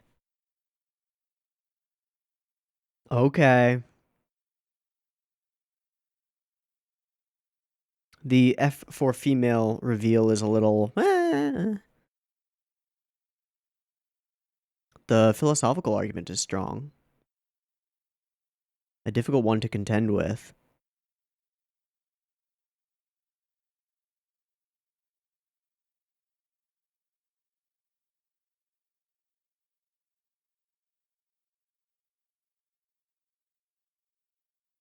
Murder is the worst thing. But enabling suicide is not quite murder. The issue though is that I'm not convinced that specifically Rookie chose to die of his own accord. There's something else to it. There's something else there.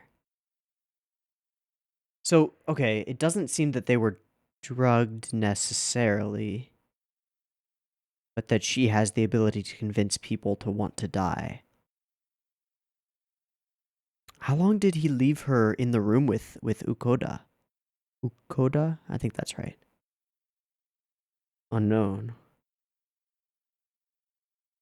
Really striking end of the 3rd episode. Some cool visuals. The smiling people jumping from the building.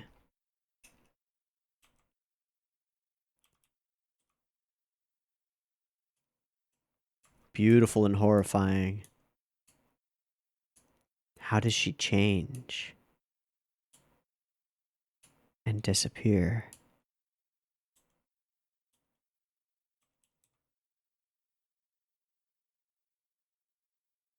Shh.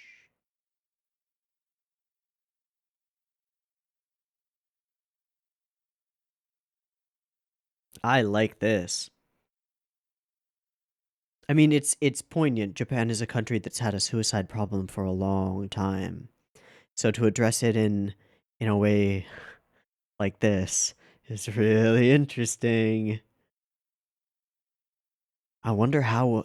I'm glad I watched all 3 episodes for sure.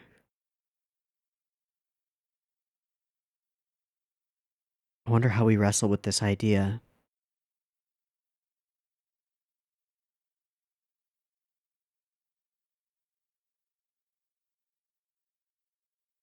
I don't know that there's necessarily a strong moral argument against suicide if it's desired by the individual.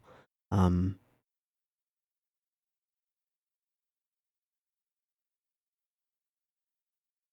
that's the wrinkle here, is the question of whether it is truly desired by the individual.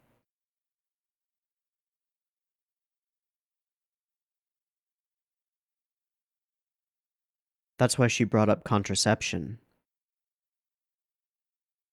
Because likely from her... Well, okay. The reasoning that he comes back at that question with, how do you feel about contraception and having children without necessarily wanting to? Contraception is a good because it prevents children who are either like in families that can't financially deal with them, and then those children have a strain economically and environmentally. But the same could be said for people who are living without living or living without purpose. So she likely views this initiative and the suicide of people who don't have a purpose. She likely views that as a form of retroactive contraception, removal of that which is unwanted. I mean, it's horrifying, and it goes against your initial instincts, but when you think about it, it's not that far-fetched.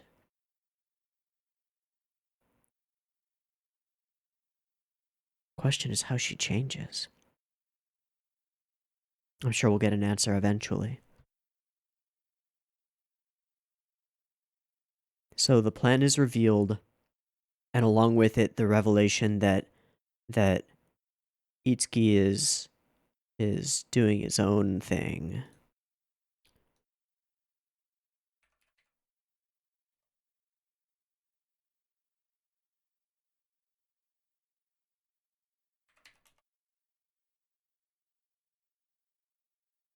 Is his name Itsuki Kaiki? Or Kaika? Kaika.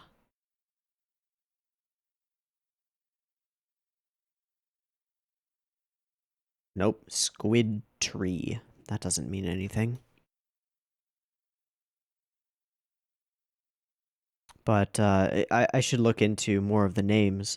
They made me focus on it because she focused on it in the interrogation, with his name meaning justice and good.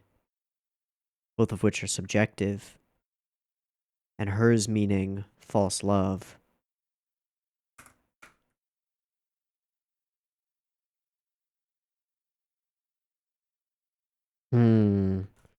Romantic love. Another purpose. The drug lag. Itsuki will be mayor, and that was what he wanted the entire time. So he's been on this mission for a long time. And that's why he wanted to become mayor. What's strange is that we have characters who distinctly and provably don't have any reason to want to die, and specifically rookie kid had a reason to want to live, to become a public prosecutor. He had purpose, right? It wasn't as though he was a 60-year-old person at the end of their, who didn't feel like they could do anything about the world. In that situation, euthanasia or taking one's own life would make a bit more sense. So he was convinced or drugged, or his mental state was altered in some way or form. And the drug that they found on the computer was not something that would make you want to die, just something that would enable it. A pill, a suicide pill, painless.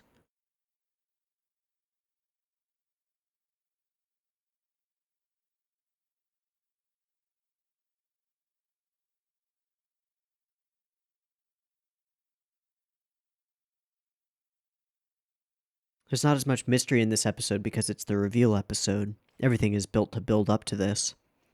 And it makes sense why they released all three at once. Because it's just a fumbling mystery until then.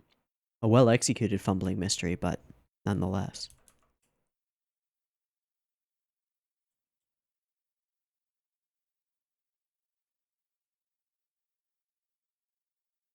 We're using the Greek letter Y?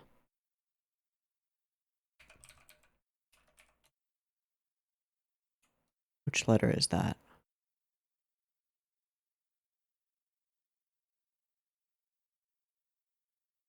Upsilon. Hyoid.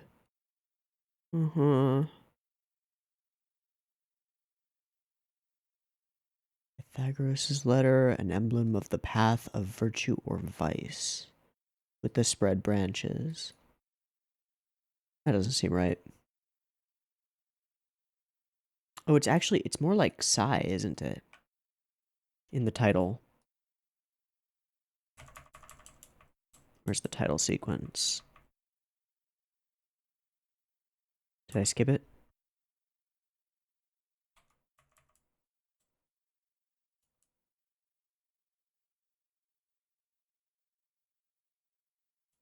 There. It's neither. Okay, there's probably no symbolism there.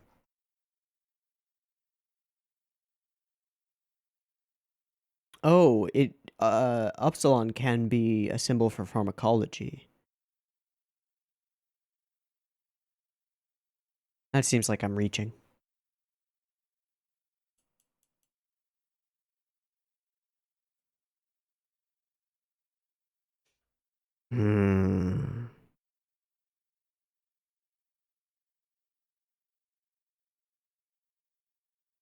This is perfect. An idealistic, justice-seeking prosecutor forced to face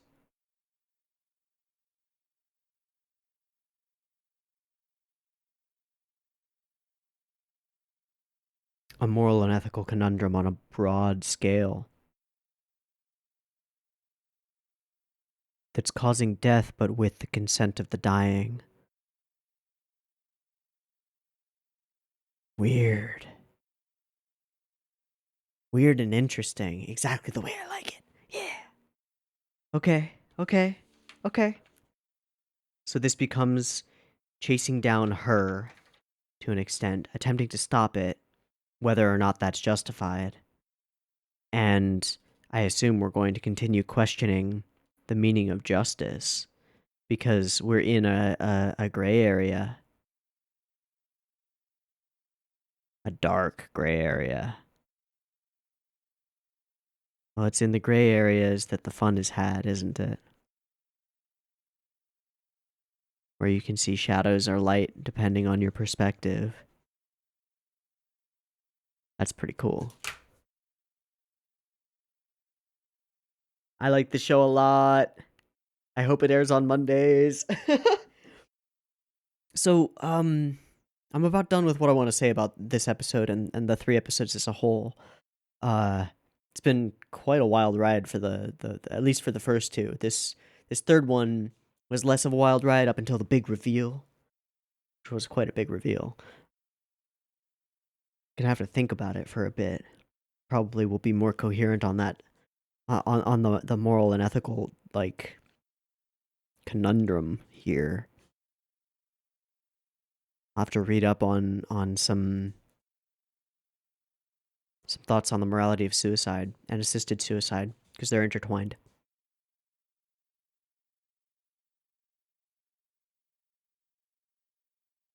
Because if you remove the religious arguments from suicide, there's very little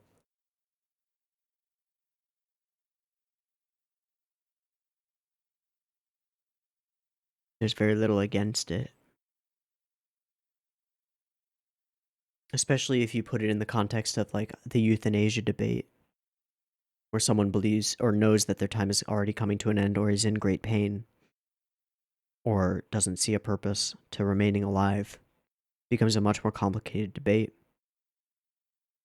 This is poignant and difficult subject matter. I hope that it continues to be handled well. I'm not saying that it was necessarily handled well so far. The mystery has been. Not sure about the philosophy. Again, I'll have to read up on it, but not something to do on screen or on camera.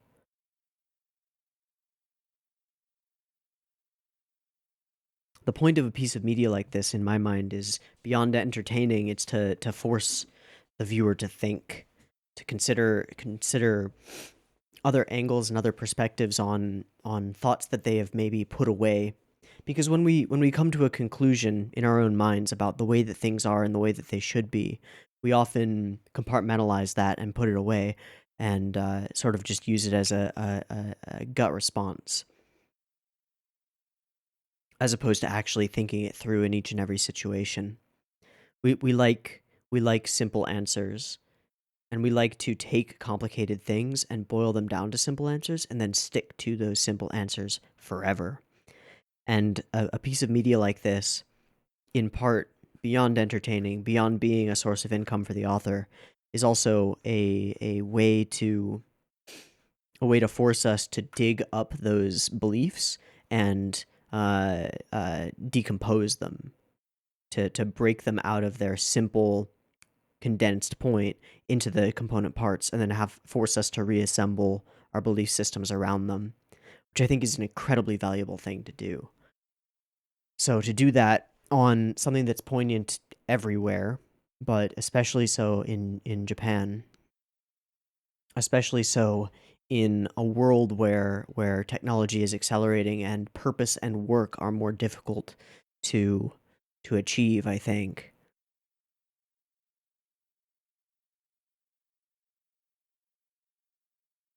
Interesting. So far, this has been well and interestingly and engrossingly written, uh, very well acted and voice acted, and the animation, general art, backgrounds, and production have all been good. This looks like an 8, maybe a 9, maybe higher. I don't know. Now, it could get really trite and get really fall apart.